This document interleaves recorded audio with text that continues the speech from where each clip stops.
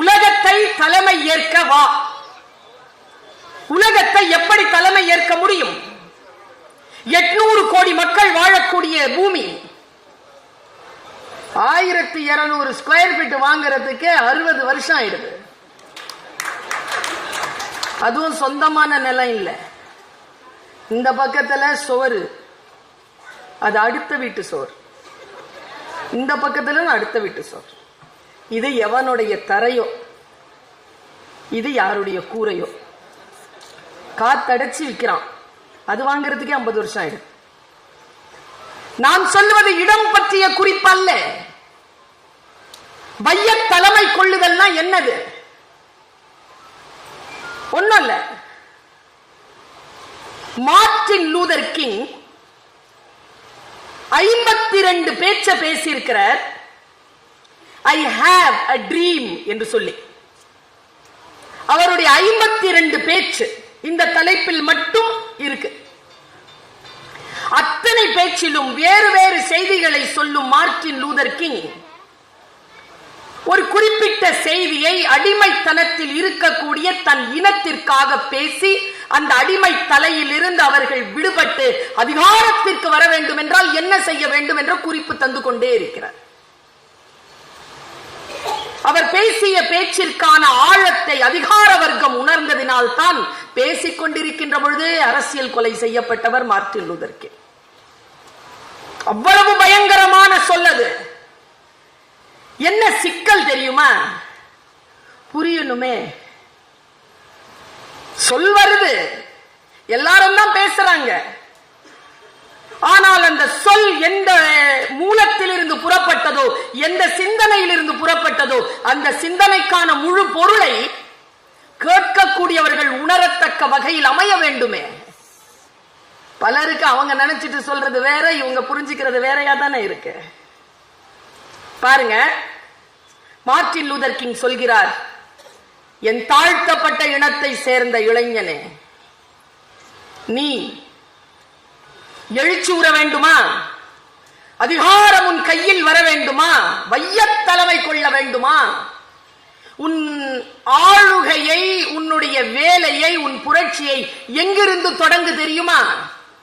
ஆங்கிலத்தில் பேசுறாருங்க அவர். உன் மீது எனக்கு ஒரு கனவு இருக்கிறது என்று பேசுகின்ற மார்ட்டின் லூதர் கிங் இப்படி சொன்னார். தெரு பெருக்குகிறாயா? தெரு பெருக்குகின்ற இளைஞனே, உன்னுடைய துடைப்பத்தை எடுத்து அந்த தெருவை எப்படி பெருக்கு என்றால், பீத்தோவன் என்கின்ற இசைக்கலைஞன் தன்னுடைய இசைக்கருவியை எடுத்து எப்படி வாசிப்பானோ அப்படி தெரு பெருக்குவாயா?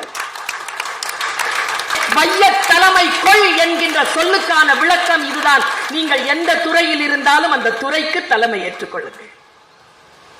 இதைவிட சிறப்பானது எதுவும் இல்லை என்கின்ற நிலையில் உங்களை உயர்த்தி நிற்கிறதா?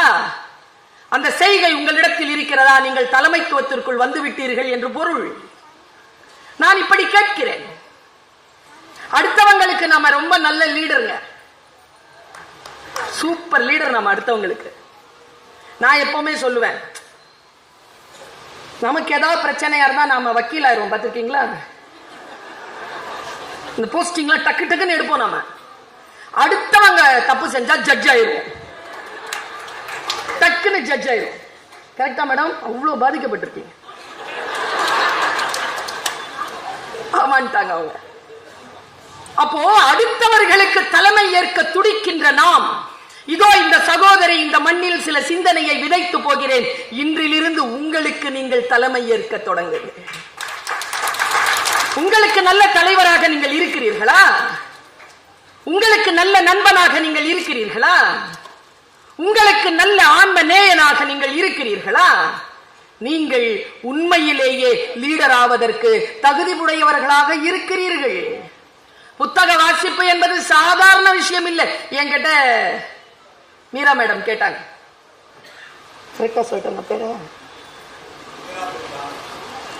ஏன்னா எப்ப பார்த்தாலும் செய்யற வேலையை வச்சுதான் பேர்லாம் காணாம போயிடும். அவங்க தாசில்தார், அவங்க பேராசிரியர், இவங்க பேச்சாளர். பேர் பேர் வரலாறு முக்கியம் அமைச்சர் அவர்களே அப்படின்னா பேர் முக்கியம், பேரோடு சொல்லணும். இப்ப அவங்க என்கிட்ட கேட்டாங்க, நிறைய படிப்பீங்களோ? எனக்கு அதுக்கு பதில் சொல்ல தெரியல. என்ன அளவுன்னு கேட்டேன் உங்ககிட்ட.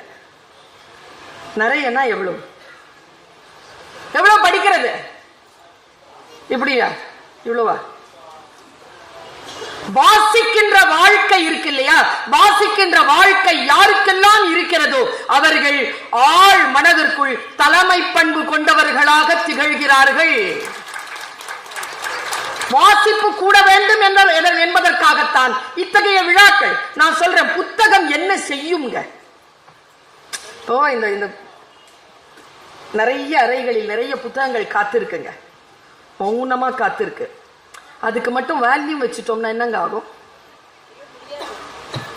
சத்தம் வச்சுட்டோம்னா, இப்படி ஒவ்வொரு புத்தகமும் சத்தமா பேசிட்டு இருக்குன்னு வச்சுக்கோங்க, என்ன ஆகும்? இவ்வளவு சிந்தனைகள். புத்தகங்கள் தனக்குள் எத்தனை விஷயங்களை அடக்கி வைக்கிறது. வைய தலைமை கொள்ள வேண்டுமா? புத்தகங்களை வாசியுங்கள். நான் இப்பொழுது கூட ஒரு புத்தக கண்காட்சியில் சொல்லிவிட்டு வந்தேன், படிச்சுக்கோங்க. லீடர்ஷிப் குவாலிட்டி வேணும்னா படிச்சுக்கோங்க. ஏன் படிக்கணும் அப்படிங்கறத நான் சொல்றேன். இப்போ ஒரு துண்டு சீட்டு, அதுல ஹீப்ரூலயோ அரபியிலயோ சமஸ்கிருதத்திலேயோ வேதங்கள் இருக்கும் இல்லையா, அந்த மொழியில ஏதோ எழுதி கிடக்குது கீழே. நீங்க அந்த மொழியில் வேதம் படிக்கின்றவர்கள், உங்க காலில் பட்டுருச்சு, என்ன பண்ணுவீங்க? எடுத்து கண்ணில் ஊத்திப்பீங்களா? பல பேருக்கு வேதம் வாசிக்கக்கூடியவர்களுக்கு வாசிக்க தான் தெரியுமே தவிர என்ன வாசிக்கிறோன்றது புரியாது. நம்ம நாட்டில் அந்த ஒரு நிலை இருக்கு. நான் இப்படி கேட்கிறேன், எடுத்து கண்ணில் ஒட்டிக்கிட்டீங்கன்னு வச்சுக்கோங்க, அதுல ஒரு குறும்புக்காரன் அந்த மொழியில கெட்ட வார்த்தை எழுதி போட்டிருக்கான். கண்ணில் ஒட்டிக்கலாமா குப்பையில போடலாமான்னு தெரியணும்னா படிக்கணும். படிக்க தெரியாது. எதையெல்லாம் படிக்க கூடாது என்று தெரிந்து கொள்வதற்காக படிக்க வேண்டும். யாரெல்லாம் எப்படி இருக்கிறார்கள் என்று தெரிந்து கொள்வதற்காக படிக்க வேண்டும். அன்றாடம் நம் தலைமைத்துவத்திற்கான சவால், நாம் எந்த அளவிற்கு தினசரி விஷயங்களை தெரிந்து வைத்திருக்கிறோம் என்பது. வேலூர் மக்களுக்கு சொல்ல வேண்டியதில்லை. முதல் கலக குரல் இந்தியாவிலேயே எழுப்பப்பட்ட இடம் வேலூர். சாதாரணமான மண் இல்லை இது. இந்த கலக குரலினுடைய அடி ஆழத்தில் இருக்கக்கூடிய வெடிகுண்டின் கந்தக நிலம் இது. சாதாரண நிலம் இல்லை இந்த தொண்டை மண்டல். இவர்களுக்கு விழிப்புணர்வு கொண்டு வந்து கொடுப்பதற்காக எந்த வார்த்தைகளை இந்த புத்தகங்களில் இருந்து இந்த தலைமுறை எடுத்துக்கொள்ள வேண்டும். நேற்று சும்மா இப்படியே ஏதோ ஒன்று படிச்சுக்கிட்டே இருந்தேன், ஒரு குறிப்பு வந்ததுங்க. என் மனதிலே பல விஷயங்களை வெளிச்சமாக்கிய குறிப்பு நான் உங்களுக்கு கடத்திட்டு போறேன். நம்மில் பல பேருக்கு கடந்த காலம் இருக்குல்ல, அது ரொம்ப சுமையா இருக்கு. இந்த காயங்கள் ரொம்ப சுமையா இருக்கு. எது நடந்தாலும் அந்த கடந்த காலத்திற்கான சுமைகளோடையே இருக்கு. அதுவே நம்மளை குழப்பிட்டு இருக்கு. ஒரு எழுத்தாளன், ஒரு சிந்தனையாளன் எப்படி அந்த முடிச்சை அவிழ்த்து கொடுக்கறான் பாருங்க. கார் ஓட்டுறீங்க, ஃப்ரண்ட்ல ஒரு கண்ணாடி இருக்கு, அது முன்னால என்ன வருதுன்னு உங்களுக்கு சொல்லும். சைடு மிரர் இருக்கு. சைடு மிரர் எதுக்கு? பின்னால என்ன இருக்குன்றது தெரிஞ்சுக்கிறதுக்கு. சைடு மிரரையே பார்த்துட்டு ஓட்டினா எப்படி இருக்கும்? என்ன ஆகும்? என்ன ஆகும்? ஆக்சிடென்ட் ஆயிடும். முன்னால இருக்கிறதுக்கு தான் பெரிய கண்ணாடி, பின்னால இருக்கிறதுக்கு சின்ன ரெஃபரன்ஸ் தான். கொஞ்சம் அப்படி பார்த்துக்கிட்டா போதும், ஓ வந்துகிட்டு இருக்கு, ஜாகிரதையா போனோம், அவ்வளவுதான். கடந்த காலம், நிகழ்காலம் தான் முக்கியம். முன்னால் இருக்கின்றதை பார்த்து கொண்டே போ. இவ்வளவு பெரிய விஷயங்க.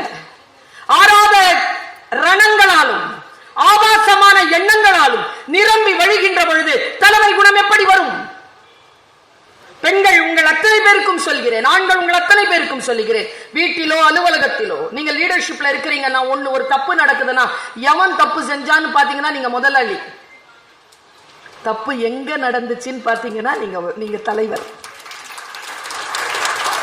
தப்பு எங்க நடக்குதுன்னு பாருங்க.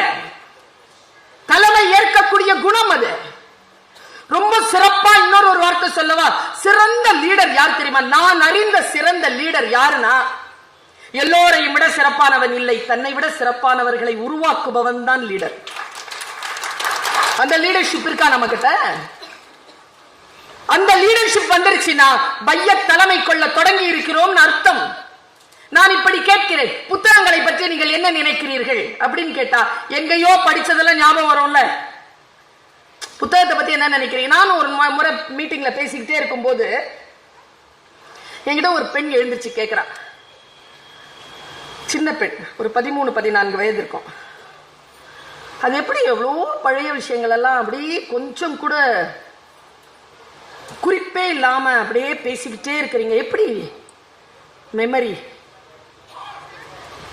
எனக்கு அதுக்கு எப்படி பதில் சொல்றதுன்னு தெரியல. ஏன்னா அது தவிர்த்து மற்ற எந்த குப்பையையும் நான் சேர்த்துக்கிறதே இல்லை. சரியா? இன்னும் ரொம்ப அழகான விஷயம் சொல்லவா? மகாபாரதத்துல ஆகப்பெரிய மனித சமூகத்தின் சாபம் சொல்லப்பட்டிருக்கு. ஆகப்பெரிய சாபம் என்ன தெரியுமா? யாருக்கு கிடைத்த சாபம் தெரியுமா? கர்ணனுக்கு கிடைத்த சாபம். உன் உயிர் போகும் பொழுது அந்த உயிரை காப்பாற்றிக் கொள்வதற்காக நீ கற்ற கல்வி மறந்து போகும். என் வாழ்க்கையின் ஆகப்பெரிய வரமே நான் 20-25 ஆண்டுகளுக்கு முன்னால் கற்றது கூட எனக்கு நினைவில் நிற்கும் என்பதுதான். கல்வி என்பதே நினைவில் நிற்பதற்கான ஒரு மிகப்பெரிய ஆயுதம் தான். கற்பது எதற்கு தெரியுமா? முக்கியமான சூழல் வருகின்ற பொழுது வெளிப்பட்டு அதை ஆள்கை செய்வதற்கு. ரகசியம் சொல்லவா? எனக்கு வயசான அப்புறமாவும் ரொம்ப தள்ளாத வயதான பிறகும் இயற்கை எனக்கு உயிர் கொடுத்திருந்தால் ஒரே வரம் தான் கேட்பேன். வாசிப்பதற்கு இந்த கண்களில் வெளிச்சம் வேண்டும். அவ்வளவு வச்சிருக்கேன் படிக்கிறதுக்கு, சேர்த்து சேர்த்து வச்சிருக்கேன். எவ்வளவு முடியும் படிக்கிறேன். படிக்கிறதற்கான சூழல் இல்லாத போது அடுக்கி வைக்கிறேன். படித்து முடிக்க வேண்டிய புத்தகங்கள் என்று அடுக்கி வைத்திருக்கிறேன். இதுதான் இறைவனிடத்தில் என்னுடைய வேட்கை. மகிழ்ச்சியாக வாழ்ந்துவிட்டு வருவேன் என்றால் ஜவஹர்லால் நேரு ஒன்னு சொல்லுவாங்க, இந்த வெடிகுண்டெல்லாம் போட்டாதாங்க வெடிக்கும், புக்கெல்லாம் பொருட்ட பொருட்ட வெடிச்சுக்கிட்டே இருக்கும்.